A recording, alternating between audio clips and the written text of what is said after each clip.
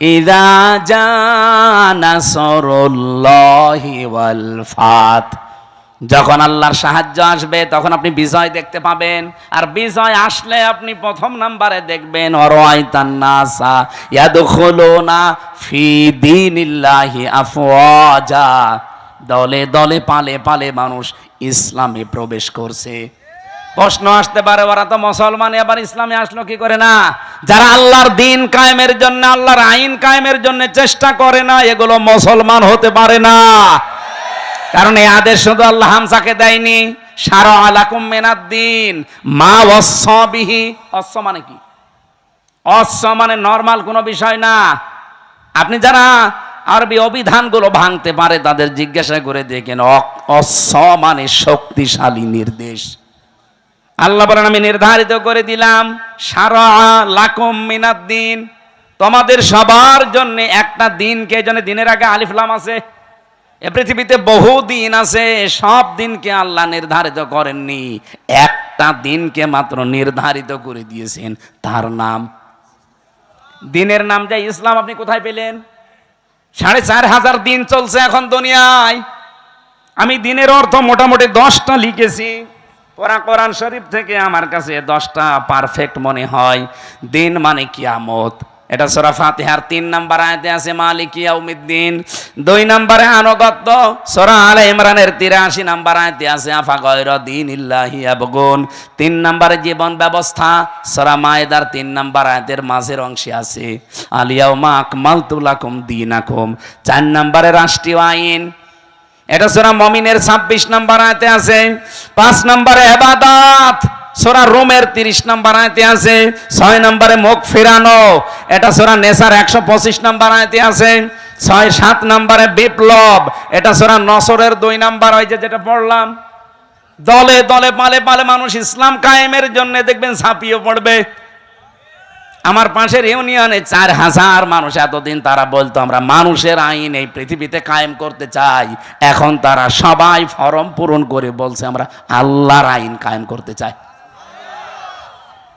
এখন আমাকে বলেছে এই 4000 মানুষকে খাবার দেওয়া লাগবে, অসুবিধা নেই, টাকা তো সারা দেশ থেকে দেবে মানুষ, আমি নিয়ে যে ঢালবো। 7 নম্বরে পেয়েছে চিরন্তন বিধান, এটা সূরা শুরার 13 নম্বর আয়াত, যেটা শারা আলাকুম মিনাদ-দ্বীন চলছে। 9 নম্বরে সমস্ত ইজম লিযহিরাহু আলাদ-দ্বীনি কুল্লিহি, এটা সূরা সফের 9 নম্বর আয়াত। 10 নম্বরে পেয়েছি স্থায়ী শান্তি, এটার মাঝে যেটা আছে আনাকিমুদ্দিন ওয়ালা তাতাফাররাকু ফি। আমার এই ছোট্ট মাথায় যদি এতগুলো দিন সম্পর্কে কোরআনে থাকে, মীর সাহেবের মতো বড় বড় মাথা যাদের তো আরো আছে। তাহলে আল্লাহর বিজয়, সাহায্য আসলে বিজয় আসবে, এ গ্যারান্টি কার? আর বিজয় আসলে তার নমুনা, চিহ্ন, সিমটম কি? দলে দলে পালে পালে আফওয়াজা মানে দলে দলে, ফি দীনিল্লাহি আল্লাহর দিনের ভেতরে। এই যে দিন মানে জীবন ব্যবস্থা, জীবন বিধান, রাষ্ট্রীয় আইন, কতগুলো বললাম না? আল্লাহর জমিনে আল্লাহর দিন কায়েম করা, এটা যদি কারো কাছে রাজনীতি মনে হয়, কারো কাছে ধর্ম ব্যবসা মনে হয়, আপনার কাছে দুনিয়ার কাজ মনে হয়, মনে করেন আমি এইটাই জীবনের আসল কাজ মনে করি। কারণ দিন কায়েম নেই, এই জন্যই ডাকাতি হচ্ছে, এই জন্যই চুরি হচ্ছে, এই জন্যই ছিনতাই হচ্ছে, এই জন্যই ঘুষ চলছে, এই জন্যই ডাকাতি চলছে, জেনা চলছে। 4 বছরের আসিয়া পর্যন্ত বাদ যাচ্ছে না। কথা বলে না কেন? এই আয়াতটা নাজিল হয়েছে কখন? আলেমদের জিজ্ঞাসা করেন। মক্কার জীবনে, মক্কার জীবনটা 4 ভাগ।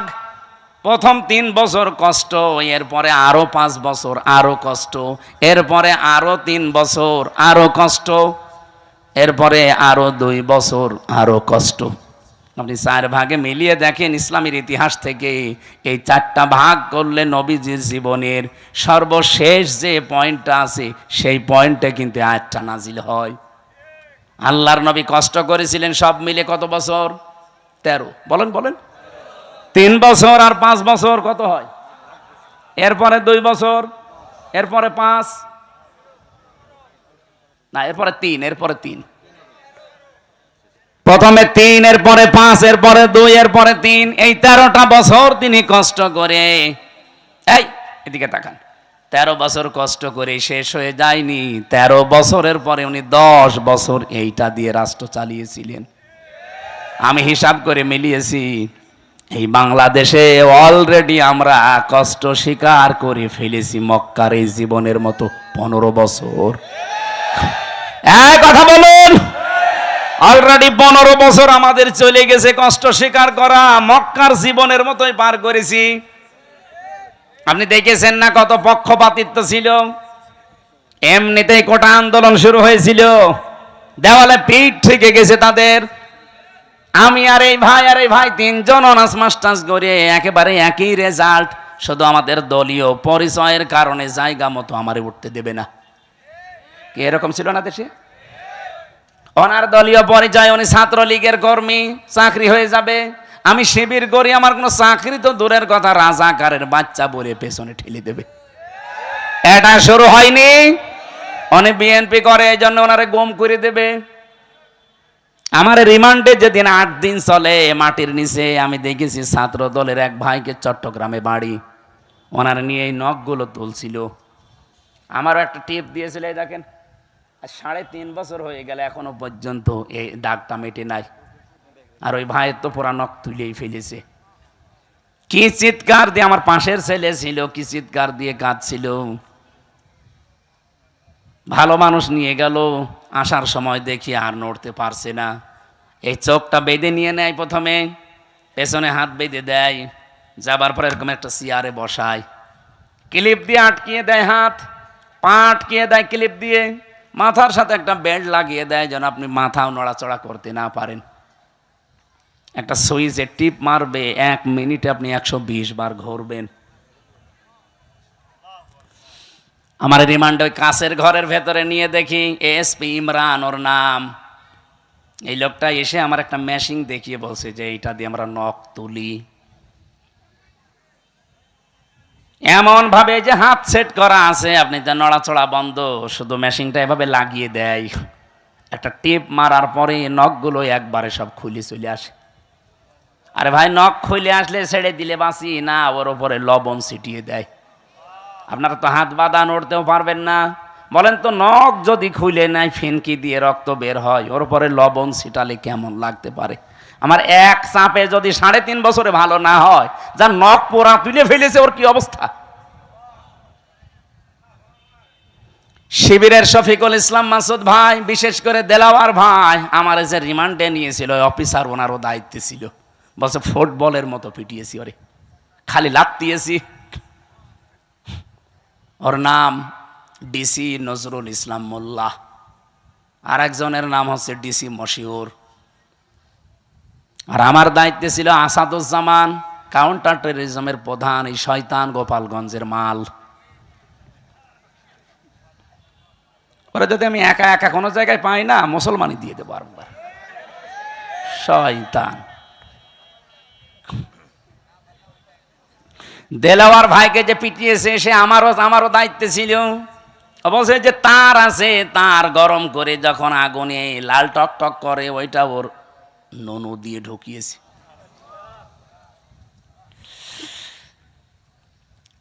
ওনার লজ্জাস্থান নষ্ট হয়ে গিয়েছিল, পরবর্তীতে চিকিৎসার মাধ্যমে আল্লাহ আবার ফেরত দিয়েছে। এখন আপনাদের পাশে বগুড়াতে বিয়েও করেছে, একটা বাচ্চাও আছে। এই বাংলাদেশের সবচাইতে 60 দিন রিমান্ডে ছিল আল্লাহর এই বান্দা, জীবন্ত শহীদ দেলাওয়ার।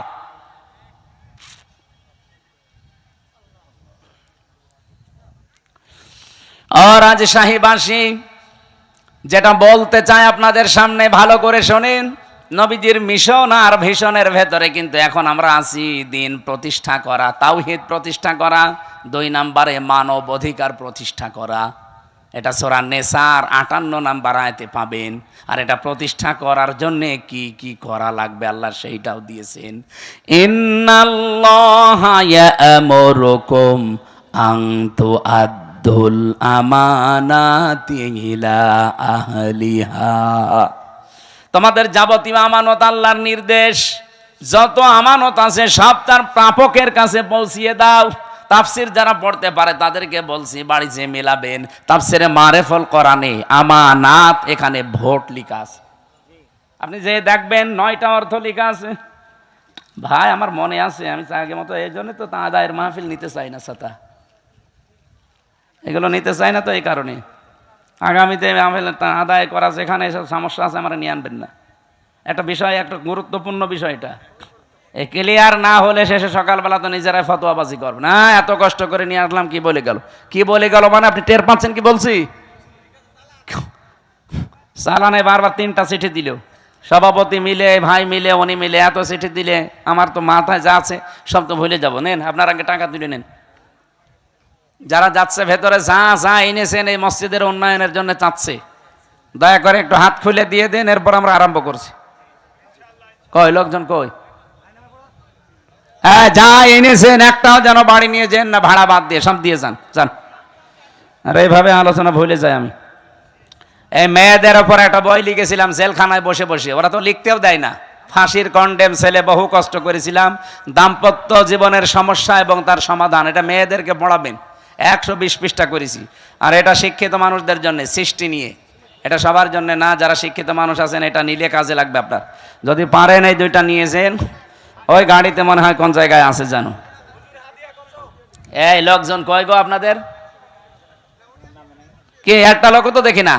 আপনাদের সময়কে 15 মিনিট দেবো আমি, 2 মিনিট খালি সময়গুলো, এখন 1 ঘন্টা 1.5 ঘন্টা চলছে, আর তাড়াতাড়ি করেন।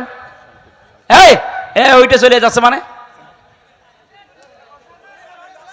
ও আপনি টাকা তুলবেন, তোলেন তোলেন, তাড়াতাড়ি করেন।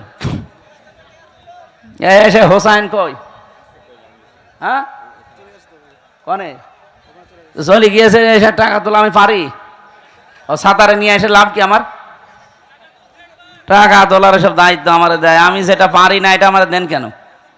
এত তথ্য লিখে নিয়ে আসলাম এই আয়াত সম্পর্কে, এখনো মনে হয় 20 পৃষ্ঠা আমি লিখেছি এই আয়াত নিয়ে, এত কথা লিখে আছে সব।